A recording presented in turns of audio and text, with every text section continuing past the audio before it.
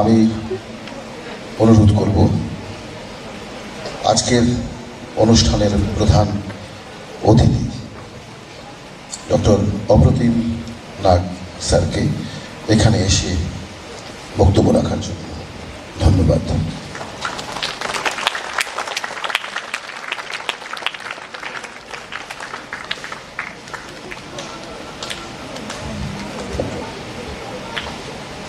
নমস্কার, মঞ্চে উপস্থিত doctor Kalam institute of science এডুকেশনের দুই কর্ণধার সব্যসাচী স্যার এবং Supratik sir, Leo club of Silchar সেন্ট্রালের প্রেসিডেন্ট স্মিথ শর্মা এবং জয়েন্ট সেক্রেটারি পরিমল দত্ত, এখানে উপস্থিত বরাক উপত্যকার বিভিন্ন স্থান থেকে আগত অভিভাবক এবং ছোট ভাই বোনেরা, সবাইকে আমার অন্তরের অন্তঃস্থল থেকে আমার যথাযথ শুভেচ্ছা এবং নমস্কার জানাচ্ছি। আমি এখন গত 30 জুলাই কাছাড় কলেজের অধ্যক্ষ হিসেবে যোগদান করেছি। মাত্র 3 মাসের আমি যাত্রাপথ কাছাড় কলেজে। তার আগে আমি 24 বছর গুরুচরণ কলেজের পদার্থবিদ্যা বিভাগে কর্মরত ছিলাম, ফিজিক্স ডিপার্টমেন্টে। খুব সম্ভবত আজ থেকে 10-11 বছর আগের কথা, আমাদেরই ছাত্র, গুরুচরণ কলেজে আমার ছাত্র এবং বর্তমানে গুরুচরণ কলেজের গণিত বিভাগের সহকারী অধ্যাপক ডক্টর দেবাশিস শর্মা, সে যখন গুরুচরণ কলেজে জয়েন করে তখন সে গুরুচরণ কলেজে যাতে বিভিন্ন এই যে অলিম্পিয়াড জাতীয় পরীক্ষা, বিভিন্ন ম্যাথমেটিক্যাল অলিম্পিয়াড, স্টেট অলিম্পিয়াড বা ন্যাশনাল অলিম্পিয়াড, সেগুলোর যাতে আমাদের ছাত্রছাত্রীরা ভালো করতে পারে তার জন্য একটা ক্যাম্প আয়োজন করা বা এগুলোর প্রচেষ্টা শুরু করেছিল, যেটা আমার খুব ভালো লাগে। তো সেরকমই কোনো এক রোববার হবে, আমি ফাটক বাজার গেছি। রোববারে সাধারণত বাজার করি। ফাটক বাজার গেছি, তখন ফাটক বাজারে আমার তখন সুব্রত দার সাথে, যিনি এখানে আপনাদের এই অনুষ্ঠানটি এত সুন্দরভাবে উপস্থাপনা করছেন, সুব্রত রায়, সুব্রত দার সঙ্গে আমার সেরকমভাবে পরিচয় ছিল না, এমনি মুখ চেনা ছিল। তো সুব্রত দার সাথে আমার দেখা হয়, আমার মনে আছে কিনা জানেন আপনার। সুব্রত দাও বাজার করে বেরোচ্ছে, আমি তখন বাজারে ঢুকছি। তখন উনি আমাকে বললেন, স্যার দুইটা কথা আপনাকে বলতে চাই, আপনি কি শুনবেন? আমি বললাম বলুন। বলেন যে দেখুন, আমাদের এই অঞ্চলের ছেলেমেয়েরা এই সর্বভারতীয় বিভিন্ন যেগুলো অলিম্পিয়াড বা এই স্তরের এই পরীক্ষাগুলোতে খুব ভালো ফল করতে পারে না। এই জন্য দেখুন না, দেবাশিস তো গণিত বিভাগের, সে নতুন জয়েন করে, সে একটা চেষ্টা করছে। আপনিও তো স্যার শুনেছি যে আপনি ছাত্রছাত্রীরা বলে যে আপনি মোটামুটি ভালোই পড়ান, তা আপনি একটা উদ্যোগ নেন না কেন, যাতে ফিজিক্সের ক্ষেত্রেও এরকম কিছু একটা করা যায়, ফিজিক্স অলিম্পিয়াডে যাতে আমাদের ছাত্রছাত্রীরা ভালো করতে পারে। আমি কথাটা শুনলাম। শোনার পর আমি তখনও সুব্রতদাকে খুব ভালো করে চিনি না, কিন্তু মানে মুখ চেনা খালি, যেটা বললাম আমি। তো তারপরে আমি পরে দেবাশিসকে এসে আমি জিজ্ঞেস করলাম যে ওই যে মাঝে মাঝে দেবাশিসের কাছে উনি যেতেন, যে সুব্রতদা যে আসে উনি মানে কোন স্কুলে? আমি ভেবেছি উনি শিক্ষক। তখন বললো না, উনি তো মানে মেডিসিনের একটি কোম্পানিতে উনি এরিয়া ম্যানেজার বা রিজিয়নাল ম্যানেজার, এরকম কিছু একটা পজিশনে উনি আছেন। মানে উনি গণিতের সঙ্গে বা এই আমাদের শিক্ষা জগতের সঙ্গে সেই ডাইরেক্টলি উনি তার সম্পর্ক না। কিন্তু তখন আমি ভাবলাম যে চিন্তাটা আমি এতটা বছর, তখন আমি 24 বছর কাজ করেছি, সেই 12-13 বছর আগের কথা, যে 10 বছর চাকরি করার পরেও আমার যে কথাটা আমি ভাবিনি, হয়তো দেবাশিস কিছুটা ভেবেছে, উনার কি দরকার আমাকে বলার, মানে তার মানে কি উনার এখানে তো ব্যক্তিগত কোনো স্বার্থ নেই, যে উনি চাইছেন যে আমাদের উপত্যকার যাতে ছাত্রছাত্রীরা যাতে, দেখুন যখনই কোনো পরীক্ষার রেজাল্ট বের ওনাকে বলছিলেন যে দেখা যায় যে বিভিন্ন জায়গার থেকে, বিভিন্ন ইনস্টিটিউট থেকে ছাত্রছাত্রীরা 10টা-15টা করে পাচ্ছে, আমাদের বরাক উপত্যকার কেউ পায় না। তখন আমি ভাবলাম যে হ্যাঁ, এই মানুষটি একটু অন্যদের থেকে আলাদা। তারপর উনি আমাদের কলেজে যেতেন, কারণ উনি আসাম একাডেমি অফ ম্যাথমেটিক্স, খুব সম্ভবত আসাম একাডেমি অফ ম্যাথমেটিক্সের সঙ্গে উনি ওতপ্রোতভাবে জড়িত। সেটার মধ্যে বাকিরা সবাই হয় কলেজ শিক্ষক, না হলে স্কুল শিক্ষক। তিনি অন্য পেশার সঙ্গে যুক্ত, কিন্তু আসাম একাডেমি অফ ম্যাথমেটিক্সের প্রত্যেকটি মিটিং এবং প্রত্যেকটি সভা এবং প্রত্যেকটি অনুষ্ঠান, ওয়ার্কশপ, সেগুলোর মধ্যে ওনার যে যোগদান, সেই স্বতঃস্ফূর্ত এবং মানে কি বলবো, মানে উইথ হার্ট অ্যান্ড সোল উনি লেগে যেতেন এই প্রত্যেকটা অনুষ্ঠানকে সাফল্যমণ্ডিত করার জন্য।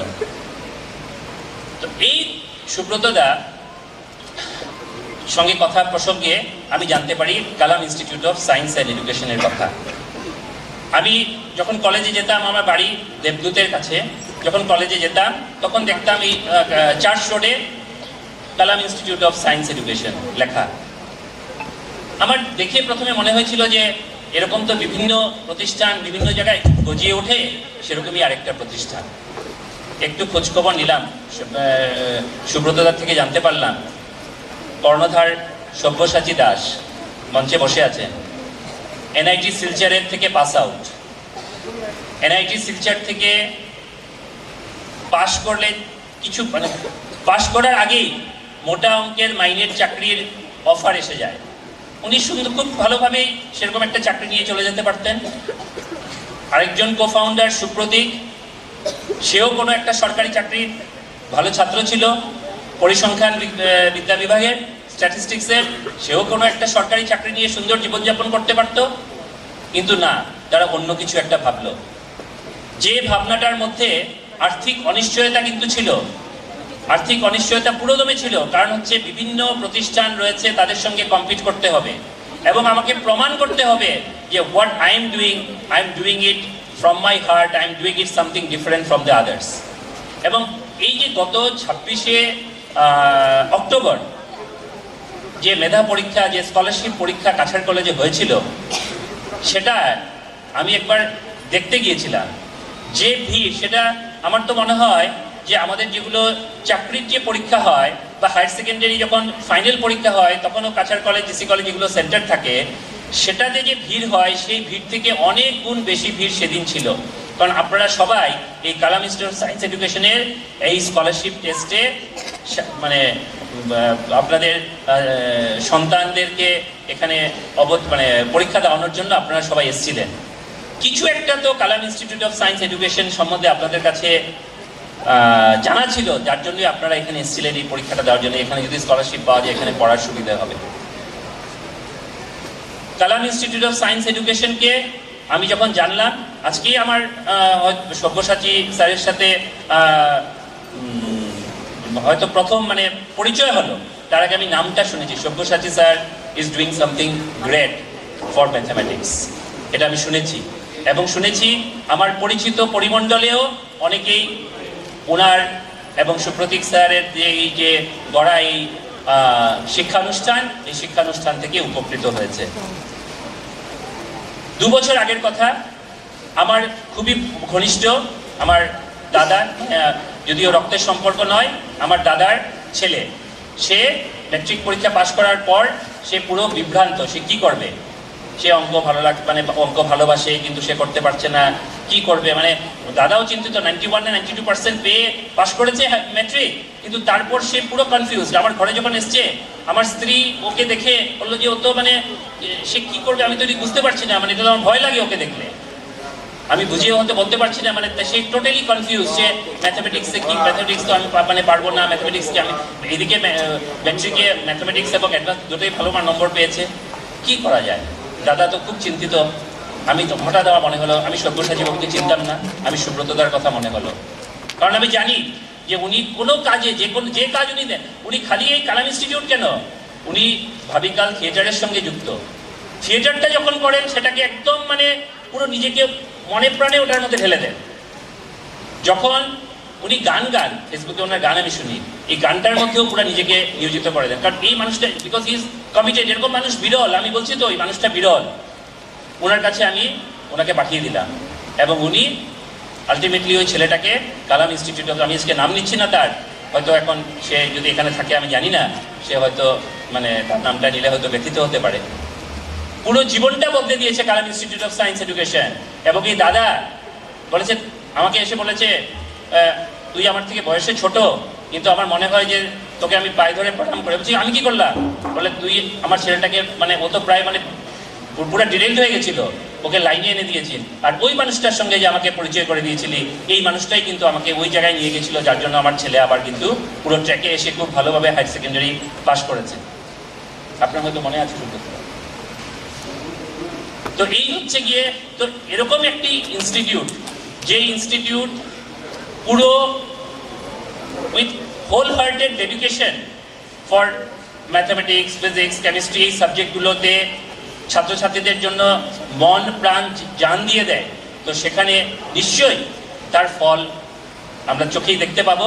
এবং তার যেটা প্রতিফলন ঘটেছে গত কয়েক বছরের, তাদের ছাত্রছাত্রীদের রিজিয়নাল লেভেল ম্যাথমেটিক্যাল অলিম্পিয়াড বলুন, স্টেট লেভেল বলুন, ন্যাশনাল লেভেল বলুন, আইএমও বা এরকম কিছু ইন্ডিয়ান ম্যাথস অলিম্পিয়াড নাকি ওটা বল, আইএনএমও না কিছু আছে না, ইন্টারন্যাশনাল ম্যাথমেটিক্স অলিম্পিয়াড, প্রত্যেকটিতে কালাম ইনস্টিটিউট অফ সায়েন্স এডুকেশনে আমাদের জিসি কলেজের ছাত্র, ISI Indian statistical institute Kolkata, সেটাতে পায় না।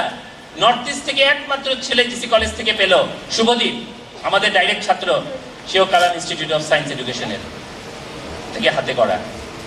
আমারও ছোটবেলা থেকেই গণিত আমার খুবই প্রিয় বিষয় ছিল, এবং আমরা যে বছর ম্যাট্রিক পরীক্ষা দেই সেই বছর, এখন ছাত্রছাত্রীরা তো দূরের কথা, অনেক গার্জিয়ানেরও হয়তো জন্ম হয়েছিল না, তো সেই বছর 1990 সালে 1990 ম্যাট্রিক পরীক্ষাতে আজকালকার মতন এখন দেখা যায় যখন যে তোমার 100তে 100 ম্যাথমেটিক্সে হয়তো দেখা যায় যে একটা স্কুল থেকেই 150 জন পেয়ে যায়, একটা স্কুল থেকেই 50 জন পেয়ে যায়।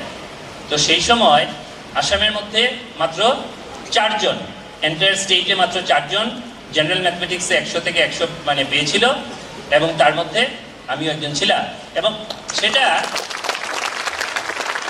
শিলচর থেকে একজন ছিল সায়ন চৌধুরী, ডিব্রুগড়ের একটি মেয়ে মীনাক্ষী বাগাড়িয়া, এবং গুয়াহাটিতে মানে পুরো কামরূপ ডিস্ট্রিক্টেই আর কেউ 100তে 100 পায়নি। মানে সেই সময় তার মানে বুঝতে পারছো তো, সেই সময় 100তে 100 পাওয়াটা খুব সোজা ছিল না।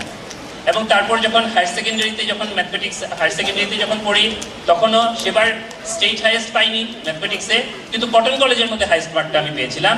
এবং সেই তার জন্য যখন আমি কটন কলেজে বিএসসিতে আমার ফর্ম ভরি, সেই সময় আমি ম্যাথমেটিক্স অনার্স নিয়েই আমার ফর্মটা ভরেছিলাম।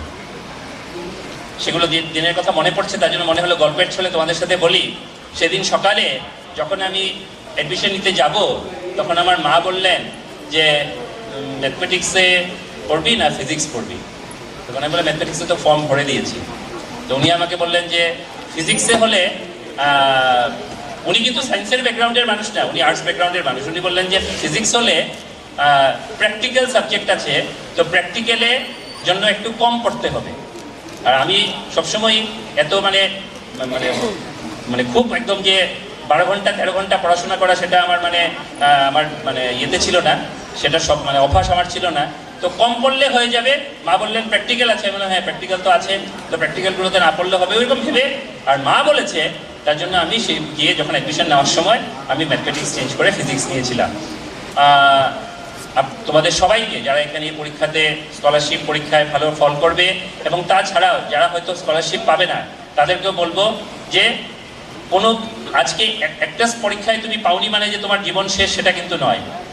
তোমাদের বিভিন্ন এক্সাম্পল আছে যেখানে তুমি এই রিসেন্ট তুমি ক্রিকেটের মেয়েদের ওয়ার্ল্ড কাপটাই দেখো না কেন, জেমিমা রড্রিক্স প্রথম 2টি ম্যাচে 0 রান করার জন্য টিম থেকে ড্রপ হয়ে গেল, এবং তারপরে ফিরে এসে সেমিফাইনালে অস্ট্রেলিয়ার বিরুদ্ধে কত করলো?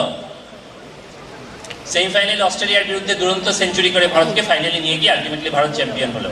তো তার জন্য কোনো ফেলিয়ার তোমাকে যাতে পিছনে ফেলে নিয়ে না টানে, ফেলিয়ার তোমাকে আরো শক্ত করবে, যাতে তুমি আগামী পরীক্ষাগুলোতে, আর জীবনের বিভিন্ন পরীক্ষা রয়েছে, খালি এই অঙ্ক পরীক্ষাই নয়, জীবনের বিভিন্ন পরীক্ষাতে যাতে তুমি আরো ভালো ফল করতে পারো, তার জন্য তোমাকে শিক্ষা দেবে।